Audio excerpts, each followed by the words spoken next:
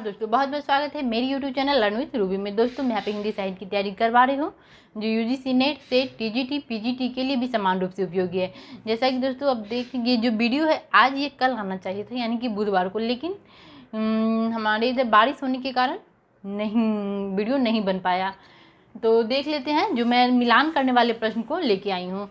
दोस्तों जो मिलान करने वाले जो प्रश्न होते हैं वो जो क्रम से लगाने वाले जो प्रश्न होते हैं उसकी अपेक्षा थोड़े सरल होते हैं, क्योंकि अगर मिलान करने वाले प्रश्न में आपका जो 4 ऑप्शन रहते हैं उसमें से एक भी अगर आपको आ रहा है रचना, तो वो प्रश्न आपके सही हो जाते हैं। जबकि जो क्रम से लगाने वाले जो प्रश्न होते हैं उसमें आपको 3 पता है और एक नहीं भी पता है, फिर भी वो प्रश्न आपके गलत हो जाते हैं। तो जब अगर आप यूजीसी नेट जेआरएफ में अगर आपको सफलता पानी है तो जो मिलान करने वाले प्रश्न हैं उसकी जो तैयारी है आपको बेहतर ढंग से करनी होगी, क्योंकि ये बहुत ही ईजी होते हैं। और इस प्रश्न को गलत करना तो बिल्कुल इस प्रश्न को गलत करना नहीं है, क्योंकि अगर इसको गलत करेंगे तो इससे भी जो क्वेश्चन का जो लेवल होता है वो बहुत ही हाई आता है। लेकिन जो मिलान करने वाले प्रश्न होते हैं थोड़े से जो इजी रहते हैं, इसमें जो रचनाएं या फिर जो लेखक जो आते हैं वो भी थोड़े से इजी रहते हैं। तो देख लेते हैं कि जो मिलान करने वाले प्रश्न है उसको कैसे बनाना है, कैसे सॉल्व करना है, और साथ ही साथ जो आपको नोट्स बनाने हैं उसे आपको कैसे बनाना है। तो जो सबसे पहले देखेंगे यहाँ पे एक सूची 1 लिखा होता है और एक दूसरा सूची 2 होता है। इसमें जो 4 रचना है, चंदायन, मृगावती, अखरावट और मधुमालती, ये चारों क्या है? तो ये चारों जो है जो सूफी काव्य है, हमारे सूफी काव्य था उसके अंतर्गत ये रचनाएं हैं। तो सबसे पहले मैं इन जो है इनका प्रकाशन वर्ष बता देती हूँ, ताकि अगर कभी कभी क्या हो जाता है कि अगर कभी ये मिलान करने में दे दिया, कभी इसको क्रम से लगाने में दे दिया जाता है सेम प्रश्न को वहीं पे। तो देख लेते हैं कि इसका प्रकाशन वर्ष क्या है, कि ताकि जब भी ये क्रम से लगाने वाले प्रश्न में आप क्या है तो आपके गलत ना हो। तो जो सबसे पहले चंदायन है, इसका जो रचना काल है वो 1389 ईस्वी में है। उसके बाद मृगावती का जो है वो 1501 है। और अखरावट का जो जैसी का ये रचना है, लेकिन अखरावट का कहीं दिया हुआ नहीं है कि इसका प्रकाशन वर्ष कब है। और मधुमालती जो है इसका जो प्रकाशन वर्ष है वो 1545 ईस्वी में है। इसे आपने नोट कर लिया, तो अब मैं इसे मिटा देती हूँ और मैं दिखाती हूँ कि जो क्रम वाले जो प्रश्न है इसको ये जो मिलान करने वाले जो प्रश्न है उसको आपको बनाना कैसे है। तो सबसे पहले देखना है कि चंदायन का कौन सा होगा। अगर आपको इसमें से चारों नहीं पता है कोई बात नहीं, अगर सिर्फ एक आपको पता है, यानी कि आपको चंदायन पता है या फिर मृगावती पता है या फिर अखरावट या फिर मधुमालती, अगर चारों में से कोई एक आपको पता है किसकी कवि कौन है, तो वो प्रश्न आपको बन जाते हैं। तो सबसे पहले देखना होगा कि मान लीजिए कि चंदायन किसकी रचना है। तो मैं ये पहले की वीडियो में बता चुकी हूँ कि चंदायन मुल्ला जी चंदा मांगे। तो यहाँ से हम मिला लेते हैं, 1 का 3 कर लेते हैं, 1 का 3 हो गया। अब जो इसकी ऑप्शन होते हैं उसमें हमने देखना होता है। तो यहाँ पे देखना होगा, यहाँ पे मैं ऑप्शन यहाँ पे लिखी हुई हूँ कि ए में 2 है, 1 है और ये 3 है, यानी 1 का 3 यहाँ दिया हुआ है, 1 का 3 है ये, यानी कि ये ऑप्शन आपका सही हो जाएगा। उसके बाद आप मिला लीजिए, 1 का 3 हो गया और 2 का क्या हो गया, 1 हो गया, यानी कि बी का 1 हो गया, मृगावती का कुतुबन हो गया, वह सी का 4 अखरावट का जायसी हो गया, उसके बाद 4 का 2 मधुमालती का मंझन हो गया। ऐसे इसको आपको मिलाना है। तो अब देख लेते हैं कि याद कैसे करना है। तो मुल्ला जी चंदा मांगे, ये रचना आपको ऐसे याद हो जाएगी। उसके बाद है मृगावती के जो लेखक हो गए, कवि जो हो गए वो हो गए कुतुबन से यहाँ आपको वन याद रखना है। वन में कौन घूमता है, तो मृग घूमता है, मृग मतलब हिरन। तो हिरन कहाँ रहता है, वन में ही रहता है, तो यहाँ से मृग मृग वन में रहता है। तो आपको यहाँ पे ये रचना याद हो जाएगी। उसके बाद है ये अखरावट जो है ये जैसी की रचना है। तो जैसी का जो रचना है जैसे पद्मावत, अखरावट, कहरनामा, आखिरी कलाम, मतलब कुछ अलग सा ही नाम है इनका जैसी का। तो ये आपको याद हो जाएगा कि क्या होगा, जैसी कहाँ रहते हैं, ऐसे याद करना है। तो जैसी बट के नीचे अक्षर लिखते हैं, बट के पीछे अक्षर लिखते हैं, यानी कि अक्षर आपको इसलिए याद रखना है कि कभी कभी ये ऐसे भी प्रश्न आ गया हुआ है कि जैसी कि किस रचना में जो एक एक शब्दों का वर्णन किया गया है। तो अखरावट, अखरावट से आपको अक्षर याद कर लीजिएगा तो आपको हो जाएगा। उसके बाद है मधुमालती, मधुमालती की जो हो जाएगा वो मंझन, यानी कि मंझन क्या है, मधु लेके मंझन जा रहा है। उसके बाद जो दूसरा है स्वयंभू, पुष्पदंत, अब्दुल रहमान और सबरपा, ये चारों क्या हो गए, तो ये चारों जो हो गए हमारे आदिकालीन जो कवि हो गए, आदिकाल के कवि हो गए। तो आपको देखना है कि आपको इसमें से कौन सा आ रहा है। मान लीजिए समझ लीजिए कि जो है मुझे स्वयंभू आ रहा है, तो स्वयंभू का जो रचना हो गया वो पयुम चर्यू हो गया, यानी कि 1 का 3। फिर आपको यहाँ पे देखना होगा, यहाँ पे मैं कुछ गलत कर दी हूँ, 1 2 3, यहाँ पे 4 है, तो 1 का 2 आपको देखना होगा कि 1 का 2 किसका है। तो 1 का जो 2 है ये तीसरा ऑप्शन में है। 1 का 2 हो गया स्वयंभू का पयुम चर्यू, पुष्पदंत का महापुराण, अब्दुल रहमान का संदेश राशक और जो सबरपा का चर्यापद। अब देख लीजिए कि आपको कैसे इस रचना को कैसे आपको याद करना है। तो जो स्वयंभू है इसका मैं ट्रिक्स बता चुकी हूँ अपने जो पहले वाले वीडियो है आदिकाल के अपभ्रंश कवि में। स्वयंभू का है पयुम चर्यू, यानी कि स्वयं परी बने, स्वयं क्या बने, परी बने, या फिर परी प से हो जाएगा पयुम चर्यू और री से हो जाएगा रिठमन चर्यू।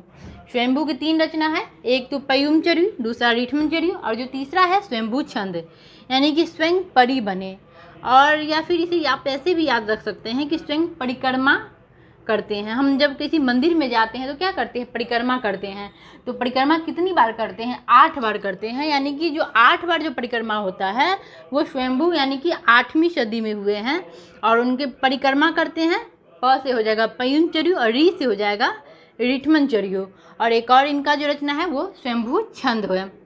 तो वहाँ से आपको ये क्लियर है। ऐसे आपको विस्तार से आपको अगर देखना है तो मेरा जो एक वीडियो बना हुआ है आदिकाल के अपभ्रंश कवि, उसमें आप उसे जाके देख सकते हैं। उसके बाद आज पुष्पदंत, पुष्पदंत के जो रचना हो गई वो महापुराण हो गया। इसको ऐसे याद करना है कि 10 पुष्प नए जैसे महके, 10 से आपको याद रखना है कि पुष्पदंत 10वीं शताब्दी में आए हैं और 10 पुष्प नए जैसे, नए से यानी कि नए पुराण, और जैसे से जसहर पुराण, और ये महके यानी कि महापुराण। उसके बाद अब्दुल रहमान, अब्दुल रहमान का जो हो जाएगा वो संदेश राशक, यानी कि अब्बू का संदेश आया, अब्दुल नाम का कोई लड़का है उसका क्या हुआ, उसका संदेश आ रहा है। और उसके बाद ये सबरपा जो सिद्ध साहित्य के अंतर्गत आते हैं, सिद्ध साहित्य के कवि हैं, सिद्ध जो है हमारे साहित्य उसके अंदर इनका जो है चर्यापद, इसको यानी कि चर्या मतलब चर्या क्या होता है, दिनचर्या। सबरपा से याद रखना है शरबत, यानी कि क्या होता है, शरबत पीना किसी किसी की दिनचर्या होती है, किसी किसी की आदत होती है कि जब तक वो दिन में एक बार शरबत नहीं पिए तो वो उसका मन नहीं लगता है, यानी कि शरबत क्या है, उसका दिनचर्या है। उसके बाद जो हमारा तीसरा प्रश्न है कि भट्टलोलट, शंकुक, भट्टनायक और अभिनवगुप्त, ये चारों जो हो गए हैं, ये चारों जो रस सिद्धांत हैं उसके ये चारों आचार्य हैं।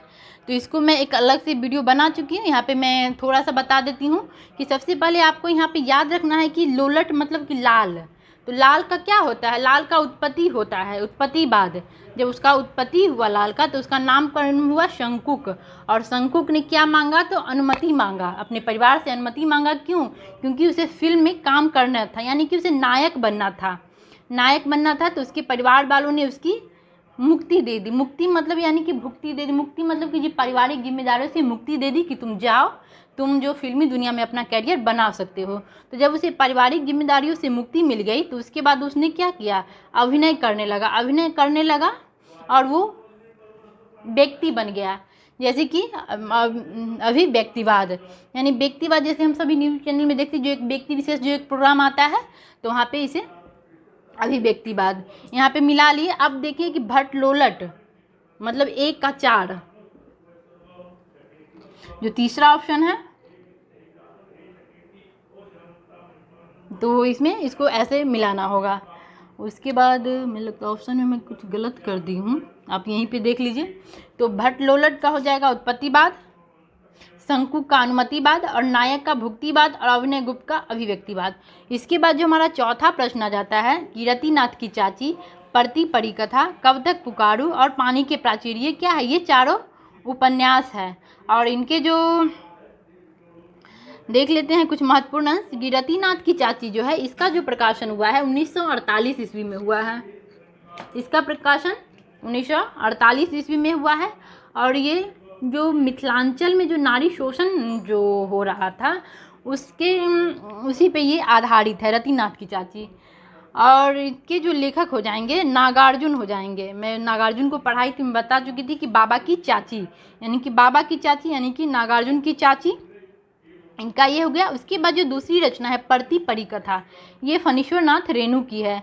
और इसमें जो उन्होंने बताया है कि जो पूर्णिया जिले में परानपुर गांव में जो कोसी नदी जो है, तो जब बाढ़ आता है तो उसमें तो कोसी में बहुत पानी रहता है, लेकिन जब बाढ़ खत्म हो जाता है तो वहाँ जो खेत जो होते हैं वो परती, मतलब कि जहाँ पे कुछ अनाज नहीं होता है, एकदम बंजर भूमि हो जाता है, वही होता है परती, कि जो वहाँ पे कोई खेती बाड़ी नहीं हो रहा है, ऐसे ही जो ज़मीन जो है खुला हुआ है, मतलब खुला छोड़ देता है लोग, उसमें कुछ अनाज वगैरह नहीं होता है, उसी को परती कहते हैं, यानी कि परती परी कथा। तो ये जो है ये फणीश्वरनाथ रेणु की है। उसके बाद है कब तक पुकारू जो है ये हो जाता है रांगे राघव का। और इसके बारे में भी एक प्रश्न पूछा गया था कि जरायम पेशा जो कर्नट जाति के जीवन यथार्थ से संबंधित है, जो आदिवासी जो नट जाति के होते हैं उनके जीवन से उस पर उपन्यास आधारित है। तो परती कथा का जो प्रकाशन वर्ष हो जाएगा 1957 में। और कब तक पुकारू इसका भी प्रकाशन वर्ष 1957 में है। और जो चौथा हो जाता है पानी के प्राचीर, इसका जो प्रकाशन वर्ष है 1961 में। और इसके जो उपन्यासकार है वो है रामदरस मिश्र। तो इसको एक ट्रिक है कि रामदरस, मैं किसी अलग वीडियो में बताऊंगी इनके पूरे उपन्यास को याद करने का। अभी देख लेते हैं कि रामदरस के पानी के प्राचीर में जल टूट रहा था, बीच के समय में तालाब सूख रहा था, अपने लोग रात का सफ़र आकाश की छत पर कर रहे थे और वो बिना दरवाज़ों के घर में रहते थे। और इस तरह जो थकी हुई सुबह में उठते उठते 20 बरस बीत गए। ये जो है ये रामदरस मिश्र के उपन्यास को याद करने का ट्रिक है, जिसको मैं अगले वीडियो में बताऊंगी। उसके बाद आपको यहाँ भी याद रखना होगा जो उपन्यासकार है इसकी जन्म वर्ष आपको याद होना चाहिए। नागार्जुन का जो उपन्यास जन्म वर्ष है वो 1911 में है और फणीश्वरनाथ रेणु का 1921 में है। जब मैं अलग से रामदरस मिश्र और रांगे राघव को बताऊंगी उनके उपन्यासों को, तो वहाँ पे मैं इनके ट्रिक के साथ आपको बताऊंगी। इन दोनों का ट्रिक मैं बता चुकी हूँ, अगर आपने इस वीडियो को नहीं देखा है तो आप वहाँ से जाके देख सकते हैं। तो यहाँ पे देख, यहाँ जो रतिनाथ की चाची है यानी 1 का 2 ये हो गया, यानी कि तीसरा ऑप्शन। 2 का 4 परती परी कथा का फणीश्वरनाथ रेणु, कब तक पुकारू का राघव, और पानी के प्राचीर का 3, यानी कि ये वाला जो ऑप्शन होता है ये सही होता है। इसके बाद जो 5वां प्रश्न देख लेते हैं, चिंतामणि, मतीराम, भूषण, बोधा, ये चारों क्या है? तो ये चारों जो है ये रीतिकालीन कवि है। इनकी रचनाओं को देख लेते हैं। तो सबसे पहले क्या है, जो चिंता किसका होता है? कुल का होता है। लोग कुल का जो चिंता बहुत सारे आदमी करते हैं कि हमारे कुल का क्या होगा, हमारे वंश का क्या होगा, तो इसकी चिंता में रहते हैं। तो आपको इसी याद, कुल का चिंता यानी कि कवि कुल कल्प तरु, इससे यहाँ पे ये रचना हो जाएगी। उसके बाद है मतीराम का हो जाएगा वृत्त कौमुदी, भूषण का हो जाएगा छत्रसाल दशक, और बोधा का हो जाएगा बिरह बारिश। बोधा की 2 ही रचना है, बिरह बारिश और इश्कनामा। तो इस प्रकार इसे मिलाएंगे तो इसका देख लीजिए 1 का 5 हो यहाँ पे, और B का 3, C का 1 और A का 4। तो इस प्रकार इसे हम मिला लेंगे। तो जो मिलान करने वाले जो प्रश्न होते हैं ये थोड़ा सा इजी होते हैं। यहाँ की जो रचनाएं होती है या फिर जो कवि का नाम होता है वो थोड़े से सरल दिए जाते हैं, ताकि ये प्रश्न आपके आसानी से बन जाए। और एक भी प्रश्न अगर आपको 4 में से 1 भी पता होता है तो वो प्रश्न आपके बन जाते हैं। दोस्तों, आपको मेरा आज का प्रयास कैसा लगा प्लीज़ कमेंट में बताइएगा। अगर अच्छा लगा तो प्लीज़ मेरे चैनल को सब्सक्राइब कीजिए, लाइक कीजिए और अपने दोस्तों के साथ शेयर कीजिए। मेरे साथ बने रहने के लिए बहुत बहुत धन्यवाद दोस्तों। नमस्कार।